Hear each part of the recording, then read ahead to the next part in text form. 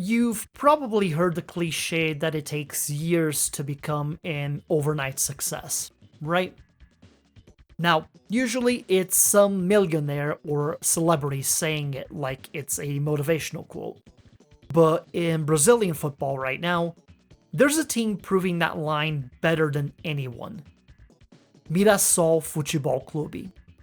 In the current 2025 Campeonato Brasileiro, they've gone from plucky outsiders who pundits predicted to be relegated to be one of the most surprising stories in the entire country. And as your fellow Brazilian who can speak English, I am more than happy to explain how Mirassol's sudden overnight success is actually the result of a century of persistence, planning, and then some more persistence on top of it. First things first, let's cover just exactly how Mirassol came to be. Because it really wouldn't be one of my videos if I didn't go through a team, player, or a competition's whole background before getting to the point. Come on now, you all know better. And if you don't know, and this is all new to you, hi there. Feel free to hit the like and subscribe buttons down there if that tickles your fancy. And anyways, let me get to it here. On November 9, 1925, the club was founded as Mirassol Esporte Clube in order to represent the city of the same name in friendly matches and regional tournaments at an amateur level. While a lot of Brazilian teams would begin shifting from amateur to professional status during the 1930s, Mirassol did not take that particular step until 1951, when the club participated for the first time in the Campeonato Paulista da Segunda Divisão, the second tier of the São Paulo State Championships. Mirassol's first professional season did not go well, and due to difficulties in all aspects of the process, they ended up returning to amateur status in 1952 to collect their bearings. They would eventually venture back into professional football again in 1960, but this time in the São Paulo State Championships' third division. They did show they were far better prepared in their return stint, as the team achieved its first promotion in 1961, moving up to the second division. These early struggles just go to show how long Mirassol were paying their dues at the lowest levels of the game, getting far better acquainted with the bitterness of defeat over the joys of victory. At the same time Mirassol was struggling in that era, another local side in Grêmio Recreação Esporte Cultura Mirassol, or GREC for short, was also on the rise. By 1962, the small city of Mirassol now had two professional clubs. A rivalry began, but in 1964, both sides' board of directors decided to merge the clubs in order to avoid dividing such a small town, as they had roughly around 20,000 people living there at the time. The newly formed Mirassol Atlético Clube wore blue and white, but despite the merger, success never came at the São Paulo State Championship level. After years of infighting and lack of resources, the merger collapsed in 1981 and both clubs separated. GREC left footballing activities outright, and Mirassol Esporte Clube became Mirassol Futebol Clube in time for the 1982 season in the third division of the Campeonato Paulista, returning to their traditional badge and kit colors of yellow and green. They gradually worked their way back to the Paulista second division after a second place finish in 1985, and they would remain in the second tier of the São Paulo State Championship as a consistent presence until being relegated to the third division in 1993. But rather than letting it be a setback, Mirassol would find their footing once again, and 4 years later, they'd win the third division, now known as the Campeonato Paulista Série A3, and earn promotion back to the Campeonato Paulista Série A2. It was during this campaign in which Mirassol was also displaying their own eye for scouting talent, as center-back Juninho had emerged from their youth ranks, a player who would eventually go on to make a name for himself as a part of the magical São Caetano roster that were runners-up in the 2001 Copa Libertadores along with notable stints at my beloved Palmeiras and Sanfrecce Hiroshima of the J-League. The investment in their youth recruitment, a trend that has grown even stronger since 1997 with the partnership with CR Promoções, were the sorts of building blocks that Mirassol was starting to put together even back during a time where they weren't a well-known name outside of São Paulo. Mirassol built on that momentum, and they found themselves on the cusp of greatness, reaching the latter stages of the Série A 2 in 1999 and 2000, but not being able to seal the deal on getting promoted.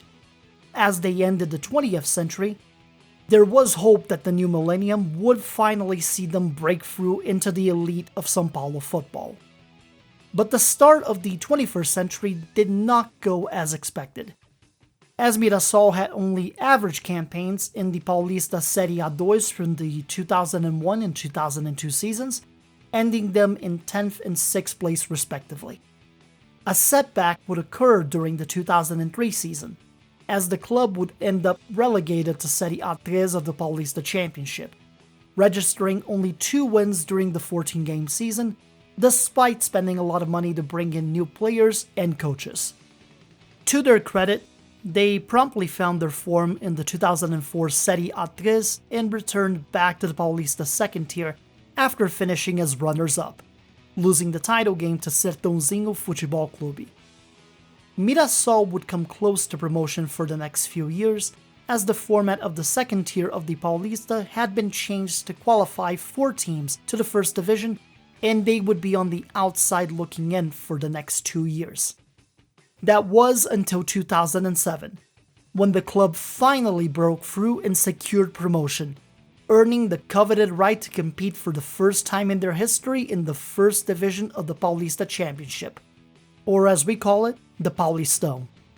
By that point in their history and arrival at the biggest stage for football in the state of São Paulo, they'd begun to show off as to why they had gotten their nicknames, such as the Leão Caipira, the Maior da 17, which is a reference to the area code of the metropolitan region of São José do Rio Preto, in which Mirassol resides, and the one in which every single team across 3 different divisions in São Paulo had and would end up learning, whether they liked it or not. O terror do interior. The terror of the interior, building on a reputation of a team that would just give you absolute hell any time that you played them, especially if you were in their house, the Estádio Municipal José Maria de Campos Maia, better known as the Maião, which had been their home since the club's inception in 1925. Mirassol lived up to the moniker in their debut season in the elite of São Paulo football in 2008, as they finished in 8th place in the group stage, showing their mettle in draws against powerhouses like Palmeiras and Corinthians. They built upon it in the 2009 season, finishing 7th among 20 teams with the second best attack of the tournament, surpassed only by Palmeiras. Through their state league finish, Mirassol made another bit of history as they earned the right to be among other Brazilian clubs to compete in the first ever edition of the Brazilian Championship Série D, the newly established 4th tier of Brazilian football, in which the entry point would be based on the state championship league finishes and the Brazilian FA state ranking system determining how many teams per state would be allowed going forward. But in their maiden voyage to Brazilian football, Mirassol were eliminated in the group stages of the competition. In 2010, the year was not so good for the Leão Caipira, as they barely escaped relegation to Série A 2 to end up in 14th place. Mirassol rebounded in the following year, as they found their form and finished the first phase of the state championship in 7th place to qualify for the quarterfinals. They were eliminated by Palmeiras at the Estádio do Pacaembu, but played them tough, and of course, their campaign in the Paulistão earned the club another chance in the 2011 Brazilian Série D. Mirassol had a much better outing, qualifying in the group stages to the round of 16, beating Rio Grande do Sul side Juventude in that round, and then losing a heartbreak 2-legged series on penalty kicks to fellow São Paulo club Oeste de Itápolis. barely missing out on promotion to the Brazilian Série C, which would have been achieved by getting to the semifinal phase of the competition. Mirassol would see highs and lows for the next few years, as they would put in one of their greatest performances by beating Palmeiras 6-2 at home in the 2013 Campeonato Paulista, with all 8 goals scored in the first half. Yeah, thanks for that, guys. Thanks so much. Why are we still here? Just to suffer? Mirassol would also end up being relegated to the Paulista Série A2 at the end of that 2013 campaign. They would put 5th place finishes for the next 2 consecutive years, barely missing out on promotion, but finally be able to break through in 2016 with a 3rd place finish in the league stage and being runners-up in the Série A2 title game to Santo André. Although it was during that struggling period and their return to the Paulistão in 2017 in which Mirassol had an event that managed to change the course of their history. In 2013, one of their academy youngsters in Luiz Araújo stood out to the point where one of the big 4 in São Paulo football, in São Paulo Futebol Clube, ended up purchasing Araújo prior to him debuting for Mirassol's senior team for an undisclosed fee. Although the caveat of that purchase was that Mirassol negotiated a 30% right of next sale for Luiz Araújo, something that would happen in June 2017, as São Paulo FC sold the player to Ligue 1 side Lille Olympique Sporting Club for 10.5 million euros. That 30% profit of next sale netted Mirassol about 3.15 euros, which at the time equaled around 11.4 million reais. The Mirassol front office immediately put most of that money to work, proceeding to build one of the best football training centers in the entire country. When adding that to an investment in building their own youth recruitment and academy system, Mirassol maintained their steady form in the Paulistão for the remainder of the 2010s. It would be in 2020 that their investment in their training center and academy began to show its fruits, as they finished in 3rd place in the group stage of the Paulistão, then shocked the entire state with a stunning 3-2 win over São Paulo FC in the quarterfinals of the competition, which they managed to do with 18 players of their main roster having left the club due to the pandemic at the time, before being eliminated by Corinthians in the semifinal. But once again, their finish in the Paulistão got them a berth in that year's Campeonato Brasileiro Série D, and they made the most of that opportunity. In Group A7, they ended up in 2nd place to get into the 2nd phase of the tournament. They would defeat Rio Grande do Sul side Caxias do Sul on penalty kicks to advance to the 3rd phase, in which they more decisively beat Brasiliense Futebol Clube across 2 legs to get into the quarterfinals of the competition. Mirassol then dispatched of State of Piauí side Altos in the semis to officially qualify for Série C via making it to the last 4 of the competition, and in the final, they defeated Floresta Esporte Clube 1-0 in both legs in order to close their season in style with the Campeonato Brasileiro Série D trophy, their first bit of silverware since the Paulista Série A3 league win in 1997. After another solid campaign in the Campeonato Paulista that saw them getting to the semifinals of the competition along with managing to survive in Série C in 2021, Mirassol hit the ground running in 2022 on the national stage as they shocked Brazil with a giant killing, an upset victory over Rio Grande do Sul powerhouses Grêmio in the 1st round of the Copa do Brasil. While they were eliminated in the following round by Azuris, a southwestern Paraná club that nearly got their own giant killing in the following round, Mirassol still took the momentum from their performance at the Copa do Brasil into their Série C campaign. They earned 1st place in the 1st phase of the competition, along with maintaining a nearly unbeaten record at home. They went unbeaten in all 6 games of the 2nd phase of the competition to earn promotion to Série B, and then handled business in the 2-legged Série C final against ABC FC. one of Rio Grande do Norte and Northeastern Brazil's biggest teams, winning their second trophy in 3 years. 2023 saw Mirassol stumble at first, but after a manager change early in the year, with Mozart Santos taking the reins over longtime manager Ricardo Catalá, the club nearly found their second promotion in a row by the end of the year, missing out on the berth to Série A by a single point, finishing 6th place with 63 points, tied with fellow Paulista side Grêmio Novo Horizontino.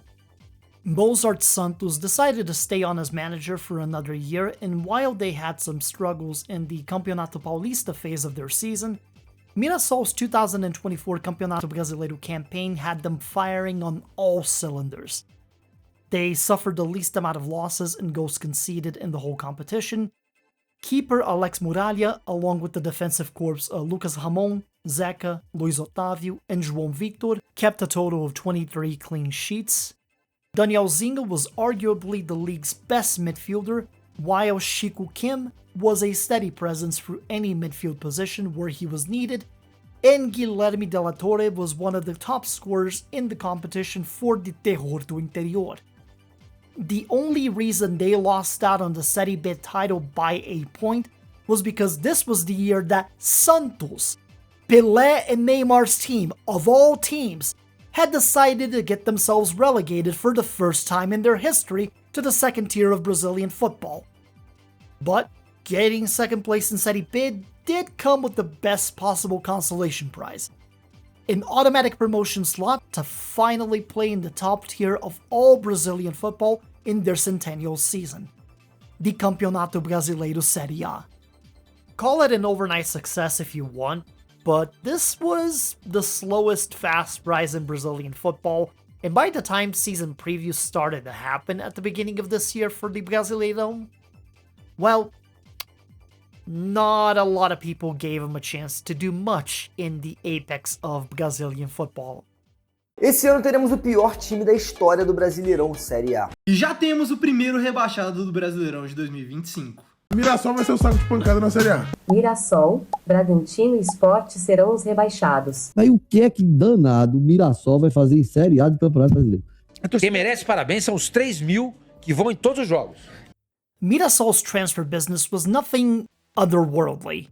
Their biggest purchase was exercising their buy option on defensive midfielder Neto Moura from Cruzeiro, and their business in the market has mainly been free transfers such as left back Reinaldo, who was previously with Grêmio, right back Daniel Borges, wingers Clayson and Carlos Eduardo, and midfielder Rony, along with loaning in winger Alisson Batista from Russian side Torpedo Moscow, and bringing back striker Chico da Costa do Brasil on loan from Paraguayan side Cerro Porteño during the Brazilian winter transfer window, which is the summer window for everyone in the northern side of the equator. Oh, also, they ended up needing to get a new manager, because Mozart Santos opted to leave at the end of his term with Mirassol to manage Curitiba, which, to be fair, was the club in which he began his career as a player in their youth system, and he has them currently well on track for promotion into Serie A next year. Due to the circumstances, Mirassol brought in manager Rafael Guanais to take the reins in their biggest season to come. Guanais has been a journeyman throughout his entire playing and managerial career, where he studied and played in the United States for a time, and as a manager, he has taken charge of a lot of clubs in the lower tiers of Brazilian football, such as Votuporanguense, Atlético Paranaense's B team, Sampaio Corrêa, Grêmio Novo Horizontino, and Operário Ferroviário, in addition to having worked as an assistant at Cruzeiro for a short period of time. So, as you can see, there was a reason for there to not have a whole lot of faith in Mirassol's Serie A debut from pundits and influencers alike. Especially in a Campeonato Brasileiro that was set to be the most star-studded affair in many, many years, as you have Neymar making his return to Santos, Memphis Depay having his first full season in the Brasileirão at Corinthians, Oscar at São Paulo, Felipe Coutinho at Vasco da Gama, Cruzeiro has Gabigol taking up a bench slot. Flamengo, Botafogo, and Palmeiras have basically bought everybody and their mother out of European clubs with the money they made off the FIFA Club World Cup. And if there was ever a Brazilian footballing season that was the equivalent of the "everyone's here" tagline that Super Smash Bros. Ultimate had way back in the day, this was it. After the first 3 games of the season, the new kid in town decided to fire the shot across the bow at the expense of a club that knew very well that Mirassol was capable of an upset, as their first victory in their history in Serie A was an absolute 4-1 beatdown of Grêmio at the Maio. They gradually began to grow in the first half of the season, only losing to 2 of the top 3 teams in the league in Cruzeiro and Flamengo, along with a loss on the road to Red Bull Bragantino, but they have made their home ground into a fortress throughout the league as they have not been beaten there as of the time of this recording. Some of their biggest scalps claimed during the season have been the likes of other São Paulo state giants that are quite familiar with them in Corinthians and Santos, defeating them 2-1 and 3-0 respectively, along with huge results on the road, such as their 2-0 victory against São Paulo FC, a 1-1 draw against Palmeiras, and victories against northeastern powerhouses like Ceará and Fortaleza at their arenas. But the most eye-opening result was the one that happened before the most recent FIFA International window in early September, where they hosted Bahia, one of the clubs under the City Football Group umbrella, at the Maio, and proceeded to beat the unholy living shit out of them 5-1 in a way that was so methodical that you'd think you were watching the Brazilian national team in the early 2000s. Thus, rather than being dead last in the league as many predicted, Mirassol currently sits in 6th place on the table as of the time of this video, and are only 1 point behind the top 4 spots that grant an automatic group stage entry into next year's Copa Libertadores. Again, they're doing all of this while being unbeaten at home and after completing the first half of the season. Hi there, it's Fury from the editing side of the spectrum. I am actually in around the weekend of September 20th right now as I'm editing this part, and I just wanted to let you know it's still going.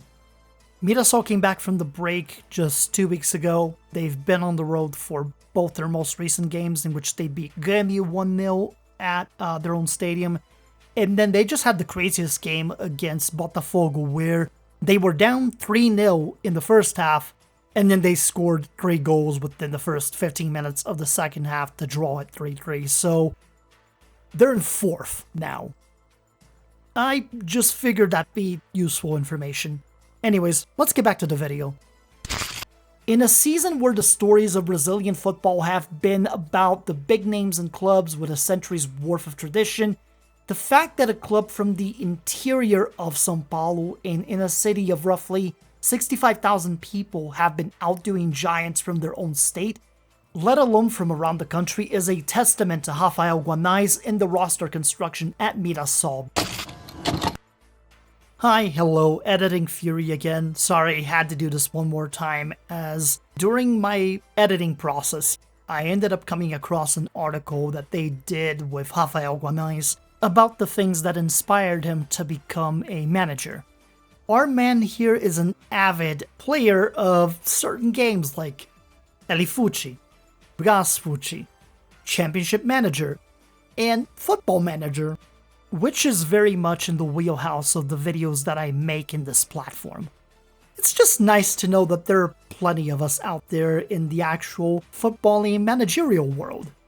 And it may explain partly why he's doing as well as he is at Mirassol with their resources compared to those of so many other teams in the Brasileiro. Cool, just wanted to add this in for extra context on him. Let's get back to the video for good now.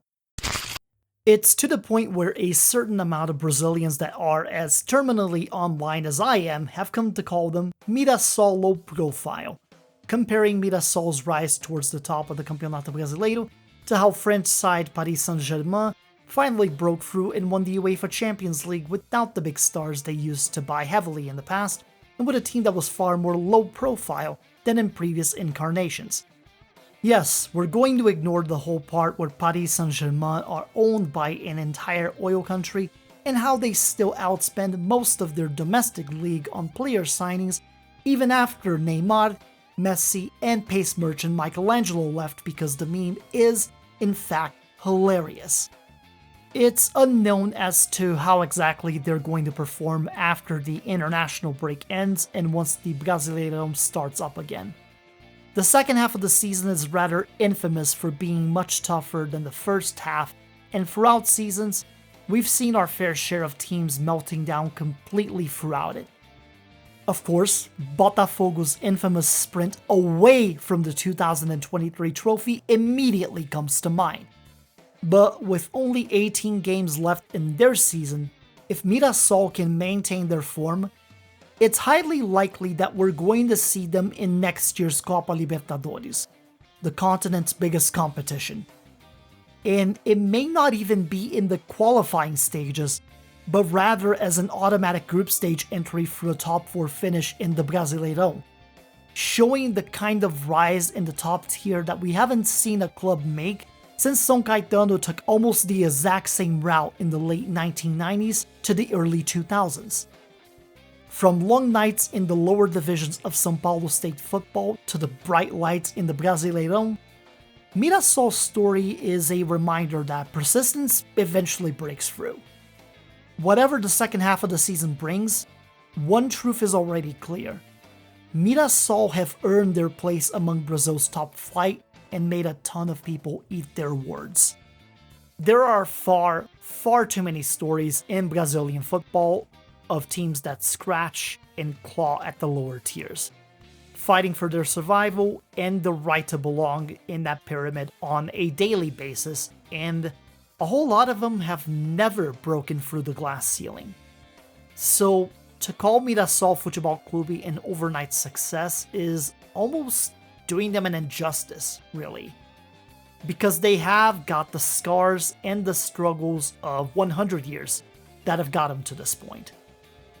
So to see a club that climbed through the highs and lows to get to the apex of the Brazilian League pyramid as they celebrate 100 years of existence come November 2025, and to overcome everyone's expectations in the year in which the Brazilian League have gotten an incredible amount of spotlight on it due to our club's performance in the FIFA Club World Cup, it's a credit to their work and everything that led them here.